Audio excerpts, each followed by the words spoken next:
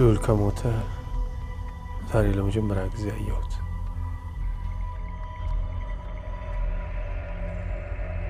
ህልም አይመስልም፣ እውን እንዲሆን ተመኘው።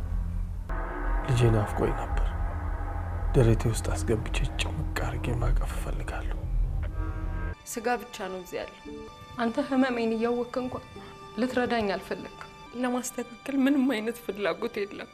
አሞት ፈሷል፣ ተስፋ ቆርጣል። ይሄን ሁሉ አመት ብቻዬን ነው ስለፋይ ነበር። መጀመሪያ ሳይ ግን ደንግጬ ነበር። ምን ነው ጽሜ? ከዚህ ምን ጉዳይ አለኝ? ለምንድን ነው ግን ደራሲዎች የምትስረከረኩት? ለነገሩ የራሳችሁ ጉዳይ፣ ምን አገባኝ? ታዋቂ ደራሲ ነው ምናምን እያሉ ሲያወሩ ሰምቻቸዋለሁ። ታዲያ ለምንድን ነው እኔ አንተን መጻፍ ማላውቀው?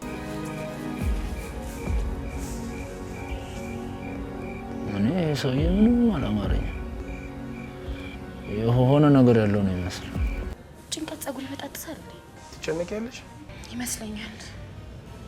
ድሮ ግን እንደዚህ አልነበርኩም፣ ነፃ ሰው ነበርኩኝ። አሁን ግን የሚያስጨንቁኝ ብዙ ነገሮች አሉ። ምንድን ነው አላማ?